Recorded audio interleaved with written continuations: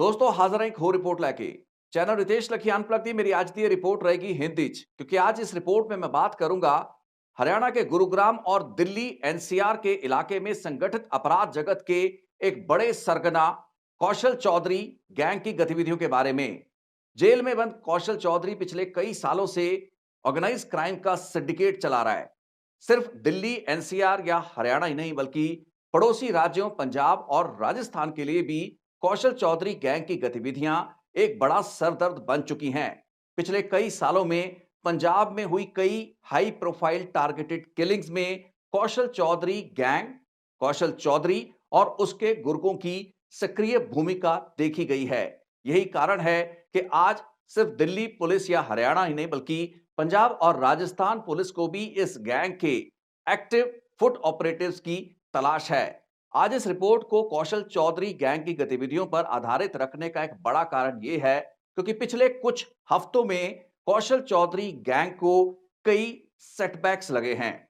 उसके कई खतरनाक शूटर, अपराधी, क्रिमिनल्स जो कि कई कई सालों से भगौड़े चल रहे थे, वो पुलिस के हत्थे चढ़े हैं। इस मामले में पंजाब पुलिस और दिल्ली पुलिस के स्पेशल सेल ने विशेष कामयाबी हासिल की है और हरियाणा पुलिस को भी बड़ी कामयाबियां मिली हैं। तो आज इस रिपोर्ट में हम बात करेंगे एक के बाद एक लगातार कौशल चौधरी गैंग को लग रहे झटकों के बारे में, इस गैंग के अपराध जगत के ग्राफ के बारे में और विदेश में बैठकर इस गैंग के लिए कौन से अपराधी, कौन से क्रिमिनल पंजाब, हरियाणा, दिल्ली, राजस्थान में आपराधिक गतिविधियों को करवाने, उन्हें संचालित करने, उन्हें कोऑर्डिनेट करने में भूमिका अदा करते हैं। उन सभी हैंडलर्स को भी आज की इस रिपोर्ट में डिस्कस करेंगे। तो अपनी आज की इस रिपोर्ट की शुरुआत करेंगे अब से कुछ ही घंटे पहले सोशल मीडिया पोस्ट पर कौशल चौधरी गैंग द्वारा डाली गई उस पोस्ट से, जिसमें कौशल चौधरी गैंग इस बात से भयभीत नजर आ रहा है कि हरियाणा पुलिस ने उसके कुछ बदमाशों को, गुर्गों को उठा लिया है। इस पोस्ट में इन तीनों क्रिमिनल और गैंगस्टर्स के नाम दिए गए हैं।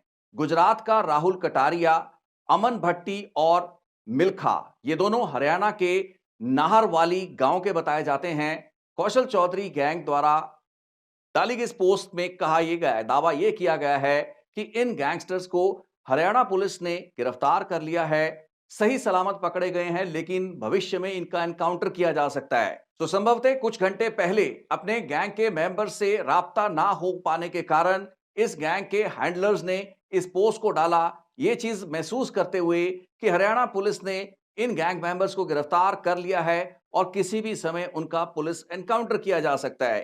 ये एक स्टैंडर्ड तरीका है। सभी गैंग इसी तरीके से सोशल मीडिया पोस्ट पर जानकारियां तब साझे करते हैं जब उन्हें लग रहा होता है कि उनके गैंग के कुछ मेंबर्स को पकड़ लिया गया और पुलिस उनका मुकाबला कर सकती है। अब इस रिपोर्ट के रिकॉर्ड होने तक यानी कि 7 फरवरी दोपहर को इस रिपोर्ट को बनाते समय तक मेरे पास ऐसी कोई भी जानकारी नहीं है कि हरियाणा में कोई ऐसा पुलिस मुकाबला हुआ है या हरियाणा में कौशल चौधरी गैंग के कोई भी गैंगस्टर्स को गिरफ्तार किया गया हो। हाँ, कोई अपडेट बाद में आ जाए तो उसके बारे में कहा नहीं जा सकता। लेकिन साथियों, आपको याद होगा आज से तकरीबन 1.5 हफ्ता पहले 26 जनवरी 2025 को जब एक ब्रेकिंग न्यूज मैंने आपके साथ साझा की थी, उस वक्त जब कौशल चौधरी और पंजाब में सक्रिय मारे जा चुके गैंगस्टर गोपी घनश्यामपुरिया के एक्टिव गैंग के 6 गुर्गों, 6 बदमाशों को गिरफ्तार किया गया था। इन गैंगस्टर्स में पुनीत लखनपाल और नरेंद्र लल्ली, ये 2 गैंगस्टर थे जो काफी कुख्यात गैंगस्टर हैं और कौशल चौधरी के बहुत ही ट्रस्टेड हिटमैन हैं, शार्प शूटर्स हैं। बहुत बड़ी हत्या की घटनाओं में, वारदातों में इनका इस्तेमाल कौशल चौधरी ने कई कई साल तक किया और पिछले तकरीबन 4 साल से ये दोनों भगौड़े थे। लेकिन पंजाब पुलिस की काउंटर इंटेलिजेंस टीम द्वारा एक ऑपरेशन में इन 2 हत्यारे अपराधियों समेत 6 गैंगस्टर्स को गिरफ्तार किया गया। उस वक्त भी जो जानकारी मेरे पास आई थी वो यही थी कि एक पुलिस मुकाबला हो सकता है। पुलिस एनकाउंटर में इन 6 गिरफ्तार किए गए घनश्यामपुरिया और कौशल चौधरी गैंग के मेंबर्स को मारा जा सकता है, लेकिन ऐसा कुछ नहीं हुआ। तो ठीक उसी तर्ज पर इस बार दोबारा जब हरियाणा पुलिस की दबिश इस गैंग के खिलाफ हो रही है, उस वक्त इस गैंग द्वारा सोशल मीडिया का सहारा लिया गया है और एक पोस्ट के जरिए अगर इस गैंग के उन 3 मेंबर्स को गिरफ्तार किया जा चुका है, उनका एनकाउंटर ना हो, पुलिस उन्हें नुकसान ना करे, इस संबंध में एक सूचना जारी की गई है। एक प्रीएम्प्टिव कोशिश है, जैसे कि मैंने रिपोर्ट में जिक्र किया। सभी गैंग्स ऐसा करते हैं।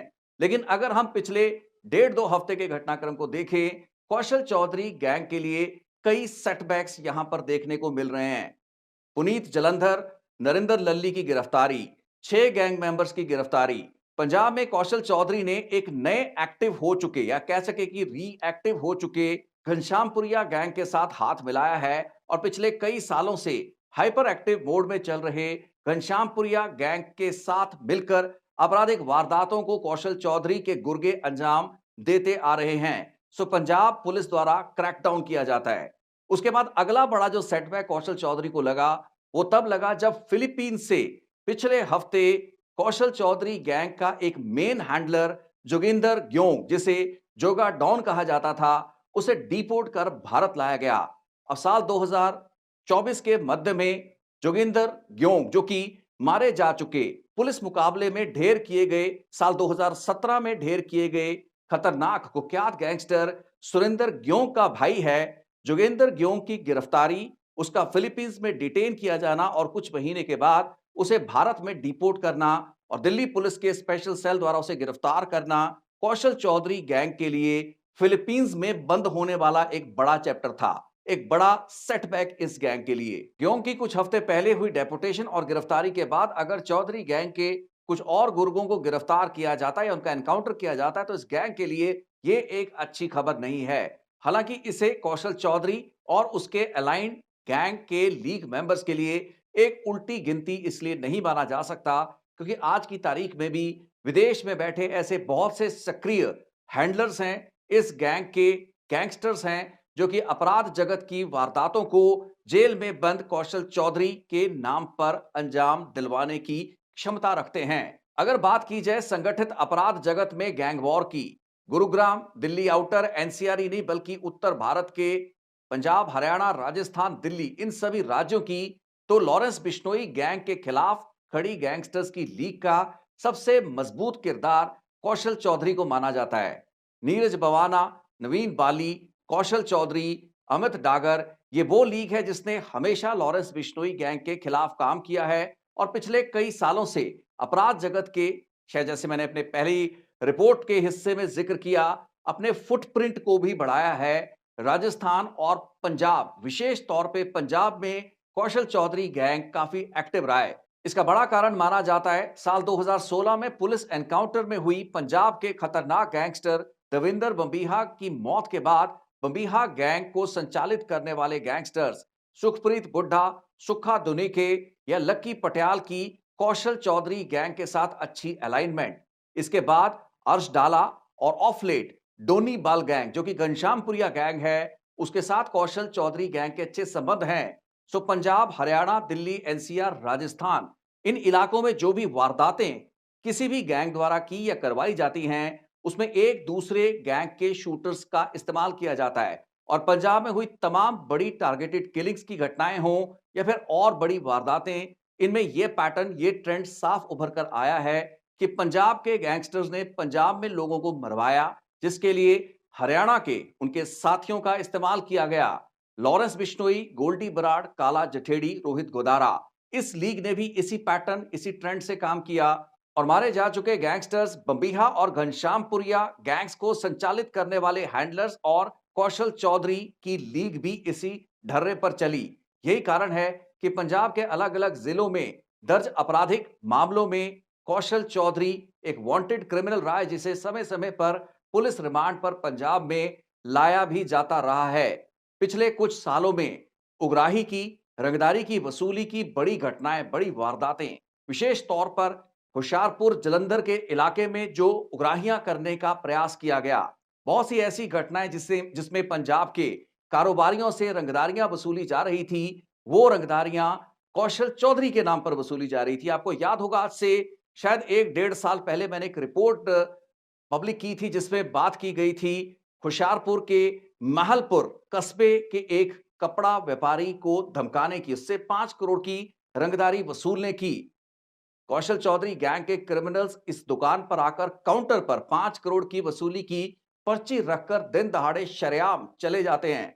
इससे एक दिन बाद इसी कपड़ा व्यापारी के कैलिफोर्निया अमेरिका के रॉकलिन शहर में स्थित घर के बाहर गोलीबारी होती है और उस गोलीबारी का वीडियो जो कि उन्हीं शूटर्स द्वारा बनाया गया, उस वीडियो को जारी किया जाता है। मेरी अलग रिपोर्ट में मालपुर टू रॉकलिन, इस पूरी रिपोर्ट में कौशल चौधरी गैंग की पंजाब से कैलिफोर्निया, अमेरिका तक की आपराधिक वारदातों का एक जो सिलसिला कड़ी को हमने जोड़ा है, उसे आप ज्यादा रेफरेंस के लिए देख सकते हैं। महलपुर, होशियारपुर से लेकर कैलिफोर्निया के रॉकलिन तक किस तरीके से कौशल चौधरी गैंग की गतिविधियां ट्रांस कॉन्टिनेंटल हो चुकी हैं, इसका ब्यौरा मेरी उस रिपोर्ट में आप दोबारा सुन सकते हैं, देख सकते हैं। तो दिल्ली और हरियाणा पुलिस के बाद पंजाब पुलिस के लिए एक बड़ी चुनौती बन चुका कौशल चौधरी, पड़ोसी राज्य राजस्थान पुलिस के लिए भी एक बड़ा सरदर्द बना।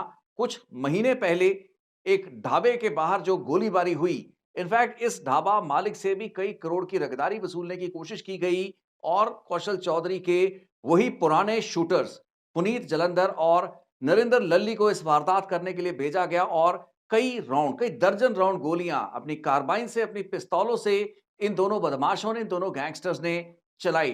तो जेल में बंद अपराधियों का एक बहुत ही फैला हुआ नेटवर्क, ठीक उसी तर्ज पर जैसे लॉरेंस बिश्नोई और काला जठेड़ी भारत की जेलों से बैठकर अपराध का एक साम्राज्य चलाते हैं। उनकी आपराधिक गतिविधियों को विदेशों से बैठकर गोल्डी बराड़ और रोहित गोदारा जैसे क्रिमिनल गैंगस्टर हैंडल करते हैं। ठीक उसी तर्ज पर कौशल चौधरी गैंग के लिए काम करते हैं ये सभी गैंगस्टर जिनका मैंने जिक्र किया। दिनेश गांधी, नीरज फरीदपुरिया, सौरभ गडोली, चंदू फरीदाबाद, गौरव राठी, जोगिंदर ग्योंग की डेपोटेशन और उसे भारत लाया जाना एक टिप ऑफ आइसबर्ग है। जांच एजेंसियों और सुरक्षा एजेंसियों को अभी भी बहुत काम करना इस गैंग और इस लीग की गतिविधियों पर बाकी है। इस वीडियो में आपसे रुखसत होने से पहले अगर मैं बात करूं कौशल चौधरी के अपने अपराध जगत के सफर की, तो छोटी मोटी व्यक्तिगत झगड़ों की वजह से जेल में पहुंचा कौशल चौधरी अपने शुरुआती दिनों में छोटे मोटे अपराधों में ही इन्वॉल्व रहा, लेकिन जेल में सरगनाओं से उसकी मुलाकात वजह बनी, जिसके बाद संगठित अपराध में उसकी एंट्री रही। बताया जाता है कि 2007 या 8 में साउथ अफ्रीका से भारत डिपोर्ट कर लाए गए हरियाणा के नामी कुख्यात गैंगस्टर सुरेंद्र ग्यों की जेल में मुलाकात होती है कौशल चौधरी के साथ, जिसने संगठित अपराध के कई पैंतड़ों से चौधरी को वाकिफ कराया। 2017 में जमानत पर जेल से बाहर आए सुरेंद्र ग्यों को पुलिस मुकाबले में ढेर कर दिया गया। सुरेंद्र ग्यों का भाई जोगिंदर ग्यों बाद में कौशल चौधरी के लिए काम करने लगा। इस दौरान बताया यह भी जाता है कि कौशल चौधरी ने अपने शुरुआती सालों में क्रांति गैंग के साथ भी बुकीज से उगराही, रंगदारी की वसूली की कई गतिविधियों में हिस्सेदारी की। कौशल चौधरी क्रांति गैंग के साथ कोलैबोरेट कर रहा था। इनफैक्ट आपको याद होगा 2018 में दिल्ली के छतरपुर इलाके में एक पुलिस एनकाउंटर हुआ जिसमें 4 गैंगस्टर्स मारे गए थे। पुलिस वालों को भी, तकरीबन 5 या 6 पुलिस वालों को, दिल्ली पुलिस के स्पेशल सेल की टीम के मेंबर्स को गोलियां लगी थी। एक बहुत बड़ा पुलिस मुकाबला था जिसमें क्रांति गैंग का मुखिया राजेश खत्री और उसके 3 गुर्गों की मौत हो गई थी। ये सभी लोग हरियाणा, दिल्ली, एनसीआर के इलाके में बुकी से एक बहुत बड़े स्तर पर उगराही और रंगदारी का गोरख धंधा चलाते थे।